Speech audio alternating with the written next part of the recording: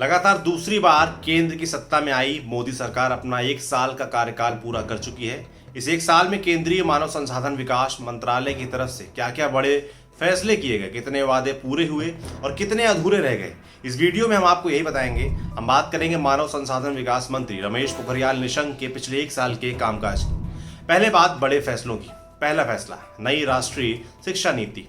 नई शिक्षा नीति यानी एनईपी में 2035 तक देश की शिक्षा प्रणाली को पूरी तरह बदलने का खाका है। इसमें स्कूलों में शुरुआती शैक्षिक कार्यक्रमों को मजबूत करने, टीचर्स ट्रेनिंग पर ध्यान देने, स्कूली पाठ्यक्रमों में व्यावसायिक कोर्स जोड़ने, उच्च शिक्षा में रिसर्च के लिए धन जुटाने को बढ़ावा देने और उच्च शिक्षा में गुणात्मक बदलावों के लिए शीर्ष संस्थाओं का पुनर्गठन कर नए निकाय बनाने का प्रस्ताव है। नई शिक्षा नीति मोदी सरकार की महत्वाकांक्षी योजना है। इसे शिक्षा को सहज, सरल और सस्ती बनाने के उद्देश्य के साथ लाने की बात कही जा रही है।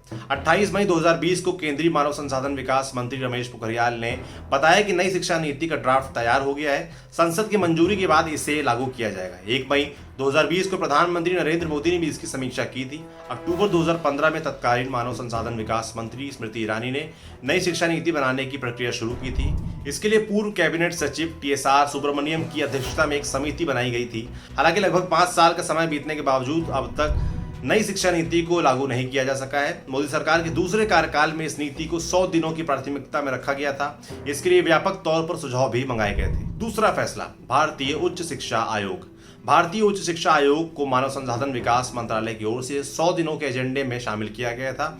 इस आयोग के दायरे में हर तरह की उच्च शिक्षा को लाने की योजना है। अभी उच्च शिक्षा अलग अलग निकायों द्वारा संचालित होती है, जैसे UGC के अंतर्गत आज सभी विश्वविद्यालय आते हैं और AICTE के अंतर्गत इंजीनियरिंग कॉलेज। भारतीय उच्च शिक्षा आयोग HECI के गठन के बाद UGC और AICTE जैसे संस्थान खत्म हो जाएंगे।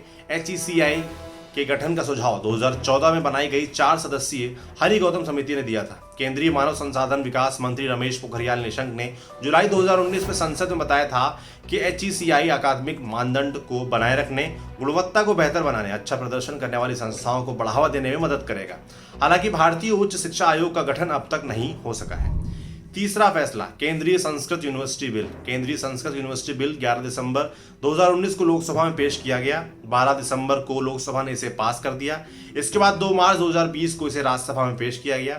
16 मार्च को इसे राज्यसभा से भी मंजूरी मिल गई। इस बिल को देश के 3 डीम्ड विश्वविद्यालयों को केंद्रीय संस्कृत विश्वविद्यालय में बदलने के लिए लाया गया था।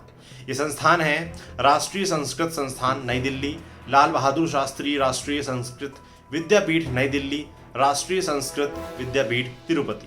संस्कृत भाषा का प्रसार करने और उन्नत बनाने के लिए सरकार केंद्रीय संस्कृत विश्वविद्यालय बिल लाई है। प्रस्तावित यूनिवर्सिटी में मानविकी, सामाजिक विज्ञान और विज्ञान के एकीकृत पाठ्यक्रम के लिए विशेष प्रावधान किए जाएंगे। संस्कृत भाषा तथा उससे जुड़े विषयों के विकास और संरक्षण के लिए लोगों को प्रशिक्षित किया जाएगा। अब बात नाकामी की करते हैं। नाकामी यही है कि अपने ही एक्शन प्लान को सरकार पूरा नहीं कर सकी। 30 मई 2019 ये वो दिन था जब नरेंद्र मोदी के नेतृत्व में NDA की लगातार दूसरी बार सरकार बनी, लेकिन इससे करीब सप्ताह भर पहले ही एजुकेशन सेक्टर के लिए 100 दिन का एक्शन प्लान प्रधानमंत्री कार्यालय की ओर से अप्रूव कर दिया गया था। ये एक्शन प्लान मानव संसाधन विकास मंत्रालय ने तैयार किया था। इसमें जिन चीज़ों को प्राथमिकता दी गई थी उसमें नई शिक्षा नीति, नेशनल रिसर्च फंड एक्ट, भारतीय उच्च शिक्षा आयोग, यूनिवर्सिटी में खाली पड़ी 5 लाख फैकल्टी की सीटों को भरना शामिल था। लेकिन मोदी सरकार के दूसरे कार्यकाल के 1 साल में भी 100 दिन के एक्शन प्लान में शामिल चीज़ों को लागू नहीं किया जा सका है। यानी मानव संसाधन विकास मंत्रालय अपने ही एक्शन प्लान को लागू करने में नाकाम रहा है। ऊपर हमने जिन बड़े फैसलों की बात की है वे अभी भी लटके हुए हैं। अब बात करते हैं एक्सपर्ट्स की। पहले एक्सपर्ट है हमारे जवाहरलाल नेहरू यूनिवर्सिटी के रिटायर्ड प्रोफेसर आनंद कुमार। यह अफसोस की बात है कि पिछले 1 साल में हमारे महान राष्ट्र के केंद्रीय विश्वविद्यालयों से लेकर उच्च शिक्षा प्रबंधन तक सब कुछ काम चलाऊ तरीके से ही चलता रहा है। इस सरकार ने पहले 5 बरस में महत्वपूर्ण पहल करते हुए एक के बाद एक 2 राष्ट्रीय शिक्षा नीति सुधार आयोग बनाए थे। श्री सुब्रमण्यम की अध्यक्षता में जो कमेटी बनी उसकी रिपोर्ट सुश्री स्मृति ईरानी के शिक्षा मंत्रित्व काल में जमा हुई थी।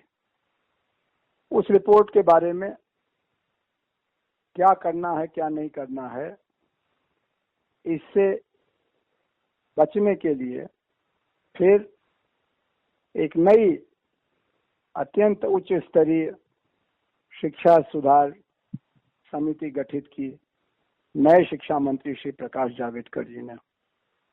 कस्तूरी रंगन कमेटी की रिपोर्ट भी पिछले चुनाव के पहले जमा हो गई।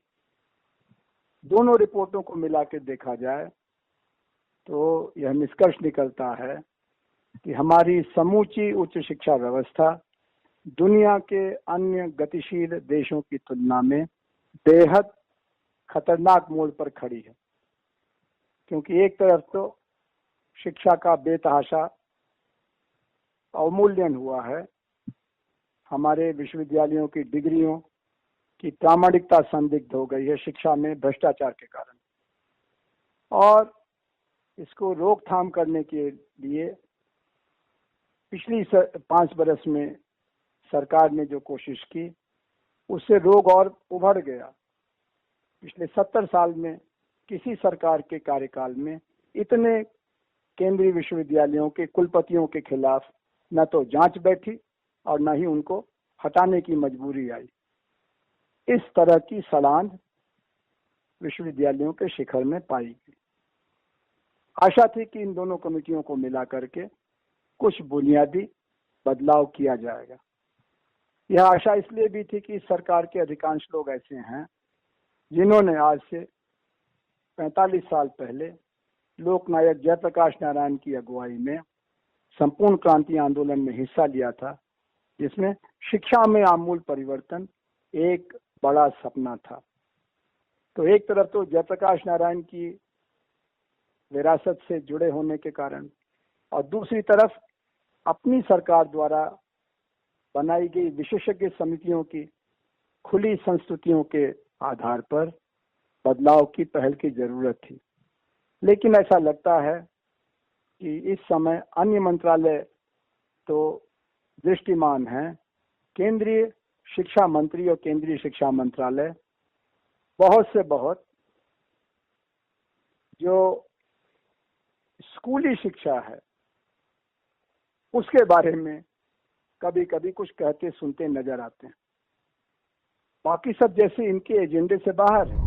हमारे दूसरे एक्सपर्ट हैं तिलका मांझी विश्वविद्यालय भागलपुर में गांधी विचार विभाग के हेड प्रोफेसर विजय कुमार। वो क्या कहते हैं खुद सुन लीजिए। भारतीय शिक्षा में जो बुनियादी चीजें जहां से चीजें बिखरी हैं वो ये बिखरी हैं कि हम लोगों ने शिक्षा के उद्देश्य को बहुत ही डाइल्यूट कर दिया।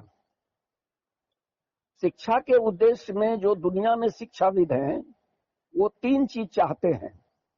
एक तो चाहते हैं कि हाथ मजबूत हो, यानी शरीर मजबूत हो, ऐसी शिक्षा। दूसरा वो चाहते हैं कि मस्तिष्क उन्नत हो। तीसरा वो चाहते हैं कि हृदय उदार हो। ये तीनों कंटेंट हमने शिक्षा जगत में नहीं डाला। ये एक बुनियादी भूल है और इसको लेकर वर्तमान मिनिस्ट्री भी कहीं से गंभीर नहीं है। बावजूद इसके ये भारतीय संस्कृति वगैरह की बहुत बात करते हैं, लेकिन उस तरफ इनका ध्यान नहीं है। मैं जो समझ पा रहा हूं कि जो भी बदलाव ये कह रहे हैं वो बदलाव शिक्षा के निजीकरण की दिशा में उठाया गया कदम है, एक। और दूसरा कि जो ये कह रहे हैं कि ऑनलाइन एजुकेशन वगैरह, तो एक तरह से हमारा अपना ऑब्जर्वेशन है, हो सकता है कि आप डिफर करें उससे, कि हम समाज को ज्ञान के बहाने एक ऐसे अज्ञान की तरफ भेज रहे हैं जिसमें से समाज के लिए कोई रचनात्मक चीजें नहीं निकलने वाली है और एक तरह से हम मशीन के गुलाम बनने वाले हैं। बावजूद इसके मैं ये कह रहा हूं कि हमारी शिक्षा नीति में, शिक्षकों में, विश्वविद्यालय के सिस्टम में बहुत सारी कमियां हैं। उन कमियों के बावजूद जो कुछ चीजें हम सकारात्मक कर सकते थे, कमियों को दूर करने के लिए कर सकते थे, मुझे उसमें गंभीरता नहीं दिखती है। बाकी तो सरकारें हैं, सरकार कुछ न कुछ करती ही रहती है।